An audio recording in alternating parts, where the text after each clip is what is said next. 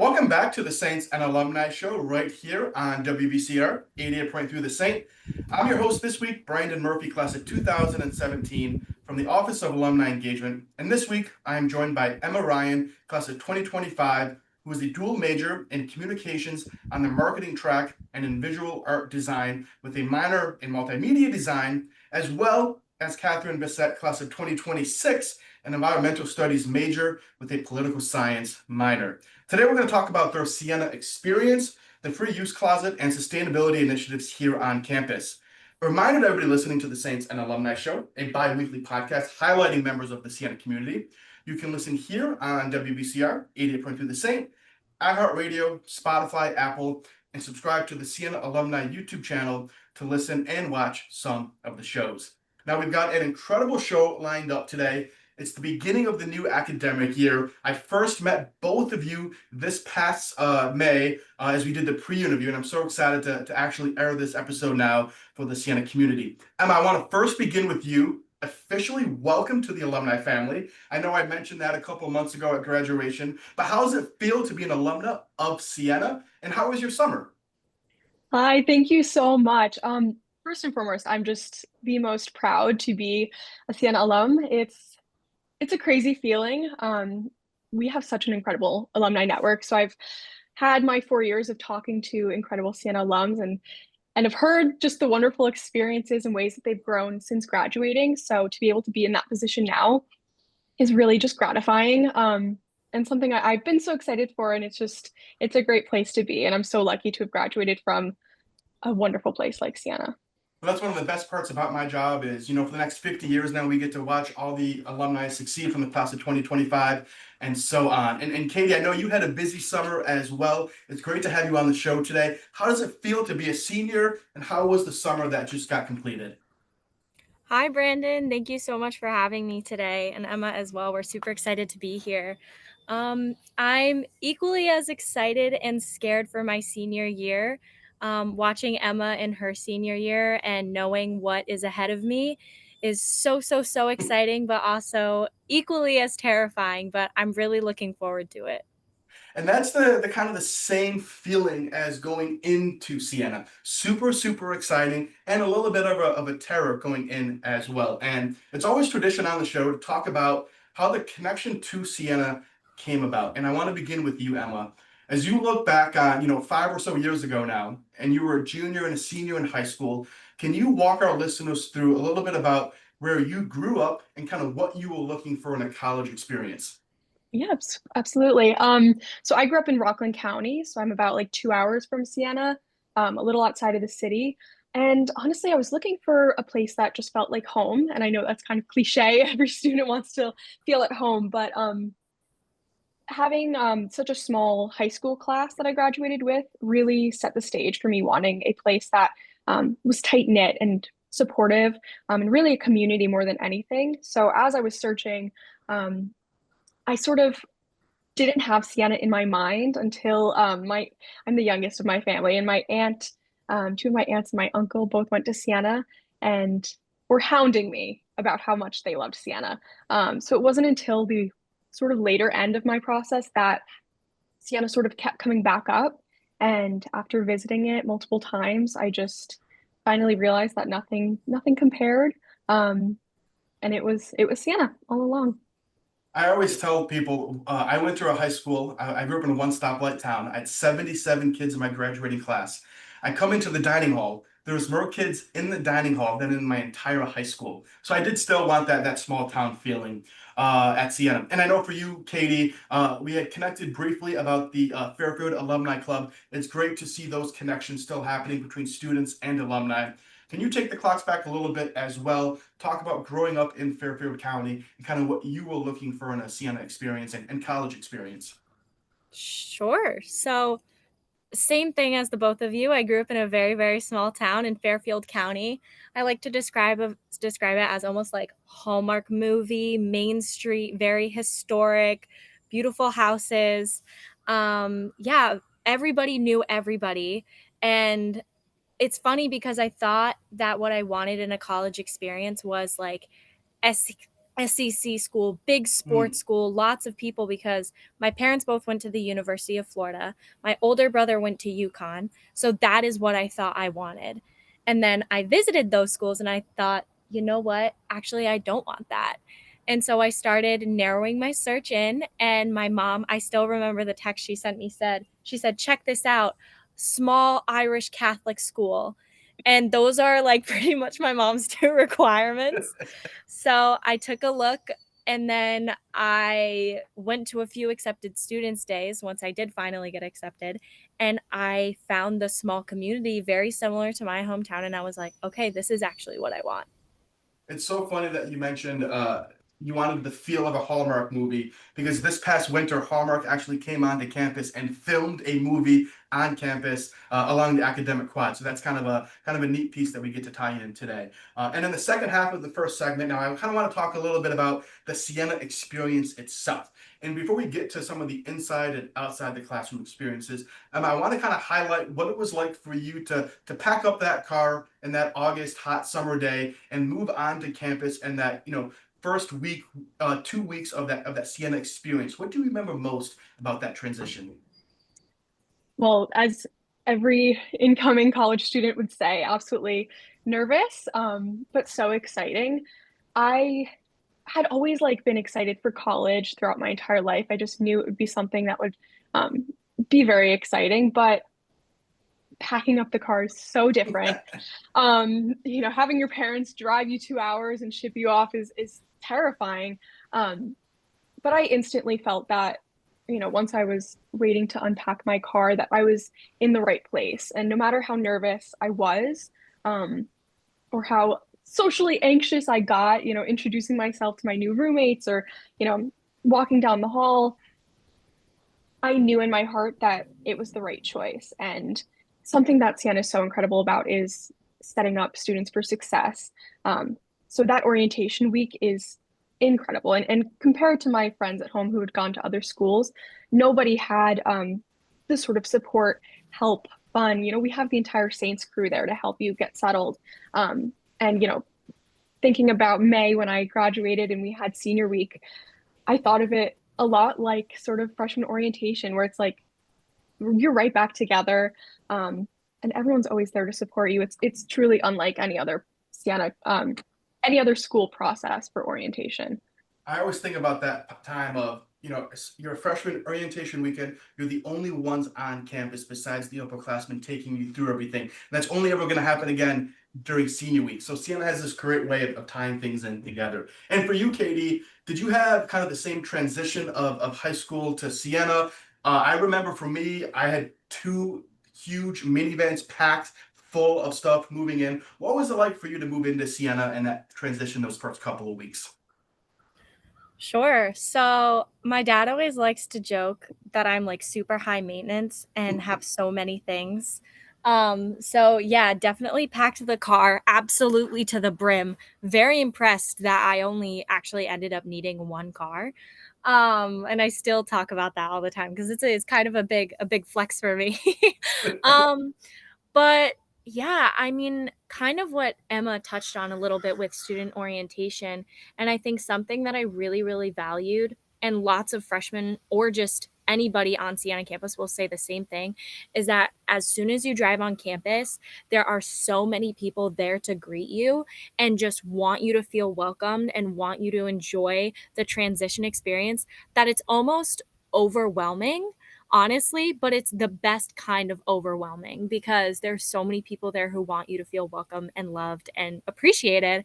So I didn't even have the space in my brain, honestly, to feel nervous because there were so many people who were just like, "Yay, go Sienna, like welcome." And it made the transition so much easier. And then along with that, with orientation, you have no room to even sleep. Like you are busy from 8 in the morning until 11 o'clock at night. Like you are always up doing something, keeping yourself busy, being able to meet people and connect with people. Granted, there are downtimes, but even then, you want to be able to be out and be with people. And being back at school now too, I've was here early again for the Siena moving in all the freshmen, and it's so kind of full circle to see their faces and be equally as nervous, but me being like, hey, where are you? Where are you coming from? And I just kind of want to be able to give back to that Siena community and be able to, scare the freshmen, but not really. Move-in day is one of my favorite times of the year too, just because we have the legacy families come back to campus and they get to tell me, oh my God, I didn't even know you added this building or this major or this curriculum. And it's so exciting to have those conversations. And time, just like at Siena, is truly flying by in the first segment of today's show. We have just under 5 minutes left in the first segment. So Emma, I'm gonna have to package some of these next questions together. I'm gonna keep on track for you. But I want to do is give our listeners a chance to understand what you majored in here at Siena, how that linked with your experience within the theater department.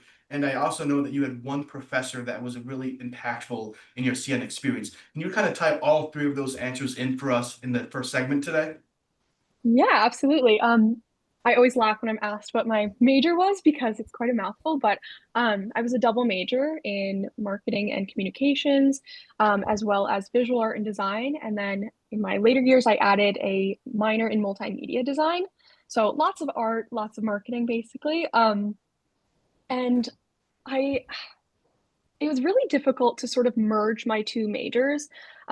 So finding a place on campus where I could be creative while also being sort of strategic in that design element was really important to me. So it wasn't until the second semester of freshman year that I even realized we had a theater department.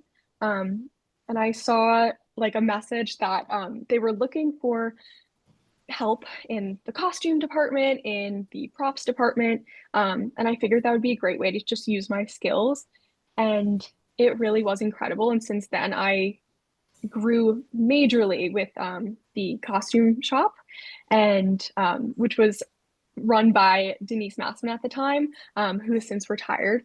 Good for her. She needs that rest. And it really is just a hub of creativity. Unlike anything else on campus, you have the freedom to create and design. But more than anything, it showed me what it really means to be a part of a team, but also how to take leadership outside of the classroom. And it's so great when you look at theater specifically. Just in the time that you were here at Siena, we developed a brand new major with concentrations within that theater major that Siena students can now experience. And Katie, in the 2.5 minutes that we have left here in the first segment of the show, I want to unpack a little bit of those inside the classroom experiences for you, as well as that positive community member. Can you let our listeners know a little bit about the passion that you had for environmental studies, why you selected that here at Siena, and what type of community members help keep that passion alive as a Siena student?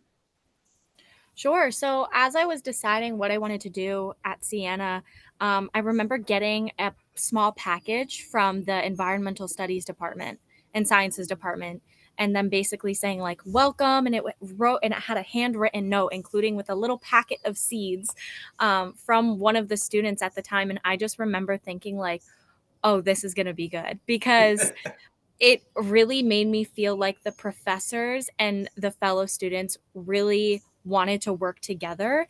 And then when I got to school, that is what the classes in the department felt like. Mhm. It felt like we were all we it wasn't student professor as much as it was like working together and having collaborative conversations and being able to talk with each other. And along with the environmental studies major, the environmental department and the just major as in of itself is such an interdisciplinary course. So we really can take it anywhere and do anything. Obviously, I'm biased as an environmental major. I think the environment connects to everything, but I decided to marry my environmental major with a political science minor.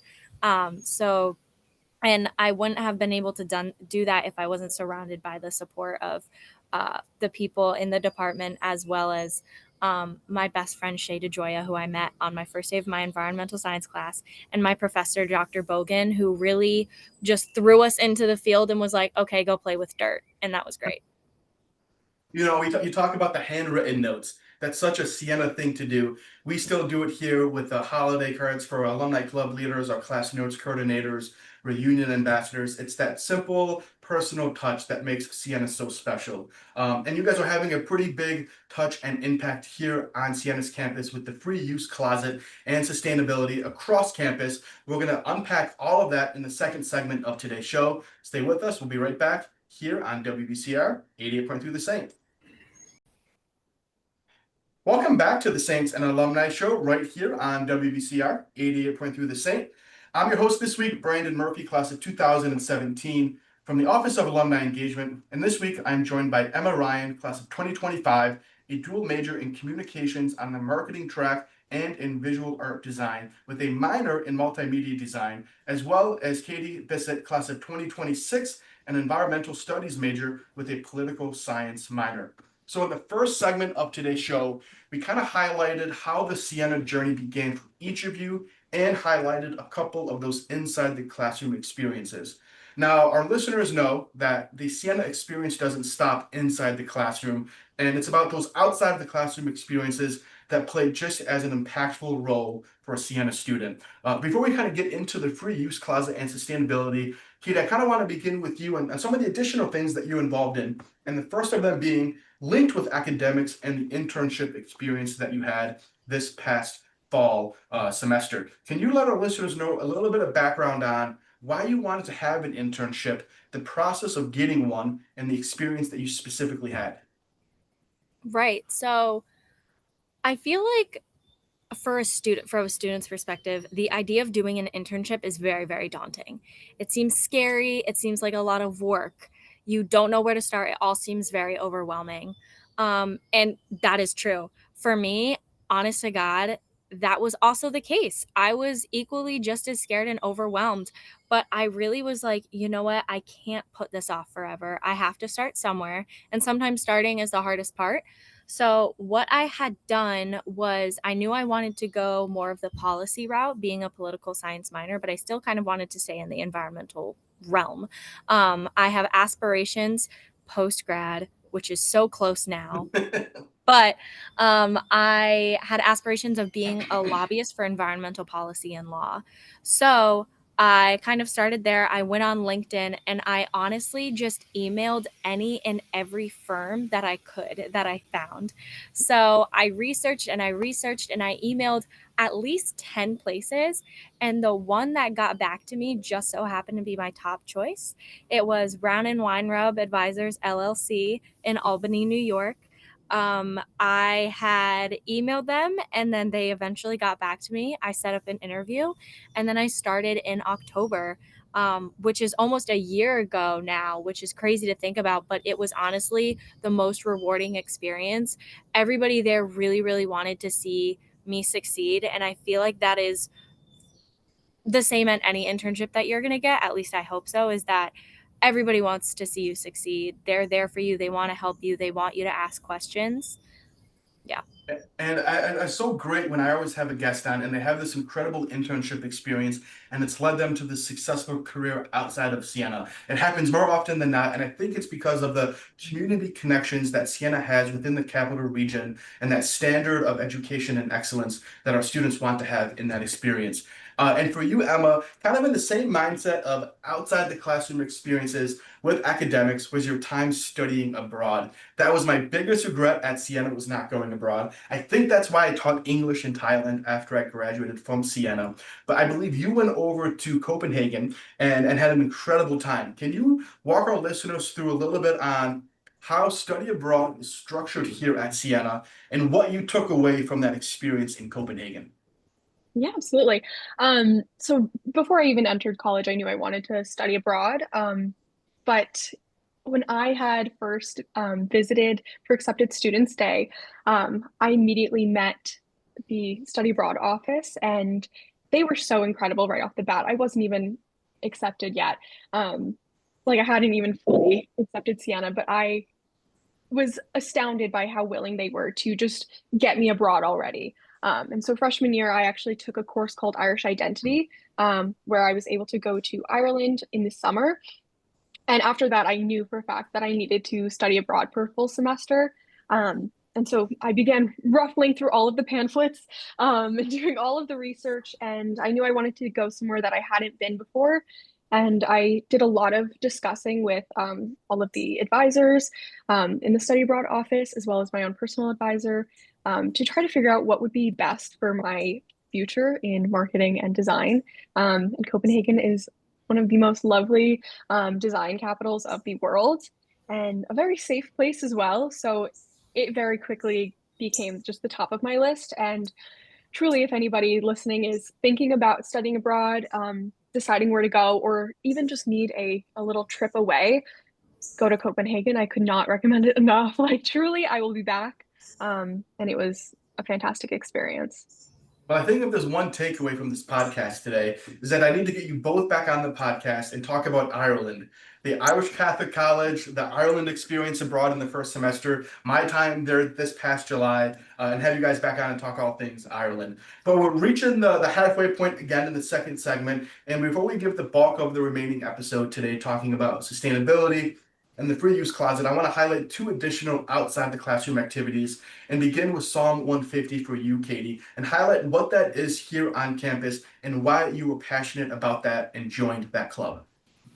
Right. So Psalm 150 is the people who sing at church, essentially. They're the worship team. So every Sunday we get together and we rehearse and we sing at church. Honestly, it was something that I had been wanting to do for a while, but I just hadn't done it because I really hadn't sang since high school. And then once I got to Siena, I was like, I really wanted to do it again. And then I finally found Psalm 150 and was able to kind of get myself out of my shell again. And I brought a friend with me, and that made it so much easier. My roommate Bella, she was able to kind of get me to go with her. And I was able to not only hold on to her, really, really scared, but I was also able to make new friends and be able to branch out. And it's also just, I feel like my time at Psalm 150 and also just being able to go to church on Sunday always makes me feel like home, because at least in a Catholic church, no matter where you go, every single mass on Sunday is going to be the same throughout the world. So if I was going to church at 5 p.m. on campus, my mom was also going to church at 5 p.m. on campus, and then we can talk about it after. And that always was something, a connection that I was able to have back to home if I felt a little homesick. That was a great thing. We always went to the 9 p.m. Siena Mass in Plassman Hall. We did get pizza afterwards, which was always a nice treat, but it was always a great way for the townhouse mates to kind of conclude the week and begin the next week with Father Larry, the college chaplain, at that evening Mass. And for you, Emma, I know you want to highlight a little bit on the Best Buddies experience and the experiences that you took away from that time. Can you let our listeners know what Best Buddies is here at Siena and the positive experiences that you did have? Yeah, of course. So Best Buddies is actually an international organization focusing on building connections between people with disabilities and people without disabilities. So there's chapters at high schools, there's chapters at colleges, all around the world. But the one at Siena is particularly special to me, of course. I was dragged to a meeting with my friend because I was dying to join a club but hadn't gone to one yet. She was like, "You need to come to Best Buddies." And from there, I quickly became a part of the e-board and fell in love with the entire club. It truly is just one of the most rewarding things to be a part of on campus. We make such incredible friendships and really do give such a bright space to people who may not have that community to go to.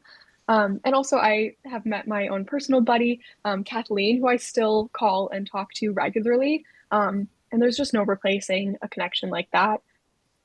And in the remaining half of the show today, I want to give a special shout out to the work that you both are doing with sustainability and the free use closet. Kind of before we break down the nitty gritty of the free use closet, Katie, I want to begin with you and give you an opportunity to let our listeners know why you're so passionate about sustainability. We kind of understand it on the academic side with your major, but what is it about sustainability on campus and within the greater community that draws you to spending so much time advancing that here on campus?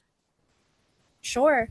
So, my sustainability story, I guess, kind of started when I was in high school. I did a deep dive one day on what it meant to be sustainable, what zero waste living is, and really what it means to be a good steward to the world. You know, I see nature as a gift, and I think that we should all be taking care of it, in my humble opinion. So I kind of wanted to bring that idea to Siena. And I'm, of course, still learning about it in my classes. But I really think sustainability is just being able to be a good, like I said, a good steward to your environment and being able to make it last for future generations. One of the things that I did on campus to kind of help our Siena sustainability movement was I was a vice president of the garden club.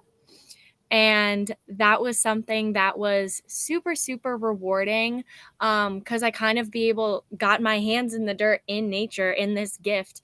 And I was able to kind of not only give back to the earth, but show my Siena community too that being sustainable doesn't have to be recycling. It can be growing food that you eat at the dining hall the next day. It's being able to connect with people about their favorite kind of flower or their favorite tree on campus. Sustainability is something that can be so simple, but yes, also so broad, and can really I hope brings the community together, the Siena community together more.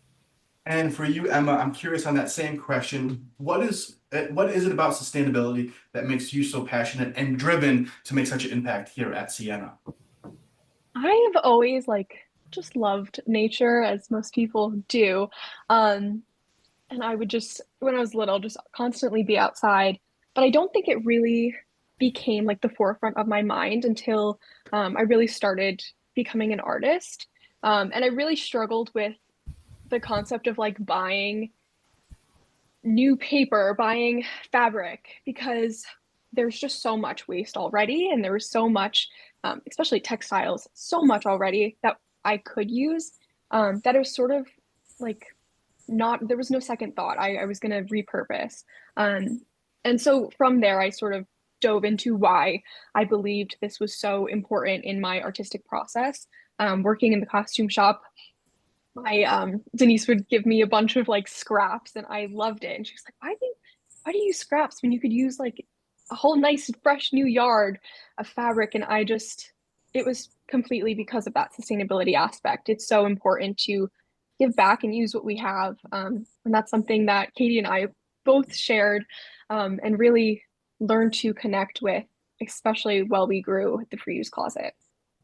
And I'm going to pivot right back to you now for this next question, Emma, and give our listeners a little bit of background on what the free use closet is. Had it always been here at Siena? Was it something recently implemented, and kind of the structure behind it with the students and the community? Yeah, so it definitely was not a part of Siena for a long time. It wasn't even there my freshman year, but it began as a capstone project started by Kylie Lenahan. She graduated, I believe, class of 2023. You can correct me if I'm wrong. But she was so lovely and shared that sort of similar passion for sustainability, especially when it came to the fashion industry. And for her capstone project, she collected a bunch of donated clothes and began the free use closet, with just simple like racks of clothes and a small event where people could come and take whatever they wanted. And I very quickly got involved through the costume shop because they obviously needed help with people who knew a lot about clothes, and there I was. So I volunteered a lot until I came back on campus after my study abroad experience and was finally the head of the free use closet.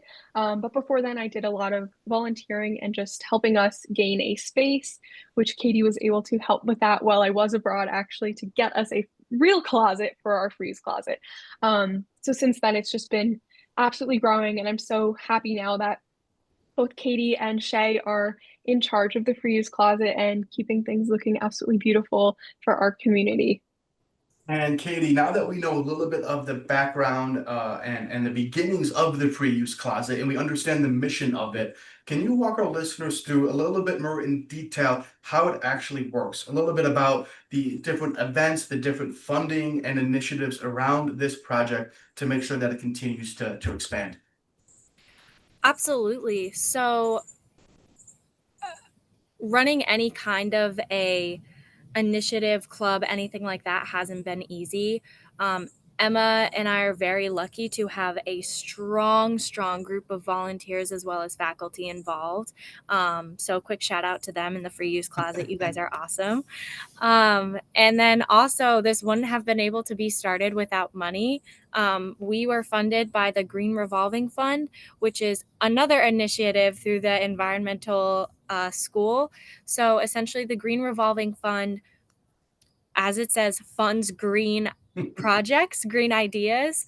So we were able to get a grant, a specific amount of money through the Green Revolving Fund to pay for hangers, bins, organizers, anything that we may need comes from the Green Revolving Fund. And that's another great initiative on Siena campus to be able to introduce sustainability on campus and also be able to connect the community to it as well. We're hoping in the future, spoiler alert, we're hoping to become more broad and open our doors to the outside community of Siena. Some of our most successful pop-ups that we've had have involved the wider Siena community, specific the women-owned business event. We have people from all over the Siena community come ask if they can donate clothes. A majority of our clothes are donated by the Siena community, but also a large chunk of them do come from people outside the campus. And we've got just enough time for two final questions in today's show. And Emma, I kind of want to begin the one of the two last questions with you, and again highlight how it is an interdisciplinary club here on campus. So many different community members involved. I know that they're coming from all across campus, faculty, staff, administrator. For you, just a little bit, what's it been like to work with all of the community members and seeing this collaboration effort so strong here on campus? It was truly the highlight of my Siena experience. And I don't say that lightly. The free use closet was something I had been seeking at Siena that I didn't realize I was searching for until I found it. Um, it is just like the epitome of sustainability and community on campus. And, from a design and marketing background, I have difficulty always finding ways to bring sustainability in. So to have a group of people who not only are willing to volunteer, but will constantly just show up to support the initiative of sustainability on campus and want it to grow, want it to succeed. And more than that, it's a great place to be because you're meeting so many people that you wouldn't normally meet. I don't think Katie and I would have ever crossed paths had it not been for the free use closet. And now I have a friend of a lifetime, which is just something that is so difficult to find. And it's also so difficult to find people who are really, really passionate about sustainability, that they're willing to invest so much time and energy.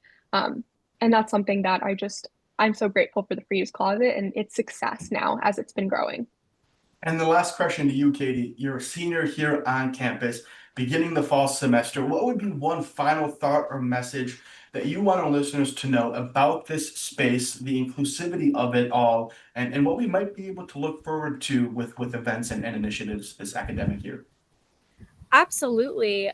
We're always looking for people to help out. Like Emma and I kind of both touched on, we have a huge group of supporters behind us, that volunteers that we wouldn't be able to do without it, including members of the Siena staff who are kind of behind us, constantly giving us ideas, being able to kind of be that push if we're hesitant on doing something. That includes Donna Bradbury, Denise Masman, who has now since retired, and Lori Naranch, who come from all different kinds of backgrounds, who really just want to be able to support us. So if anybody's looking for something to get involved in, wants to volunteer, wants free clothes, come to the free use closet. We're more than happy to create a community surrounding this. As well as if anybody wants to get involved, come to our events. We're located at Heinz Hall. We have open closets all the time. Look on our Instagram, as well as just continue to be sustainable on campus. I hope that the free use closet is a small step to creating a more green campus on Siena. Well, Emma and Katie, it's been so fantastic to sit down with both of you. One for the pre-interview and just to get to know both of you. And it's been so great to sit down today and highlight the incredible Sienna experience and the work that you're both doing. Emma, I'm looking forward to seeing you at an alumni event soon. And Katie, I'm looking forward to seeing you across campus this semester and the great work that you're doing. Thank you, everybody, for listening. We'll see you next time right here on the Saints and Alumni Show. Have a great weekend.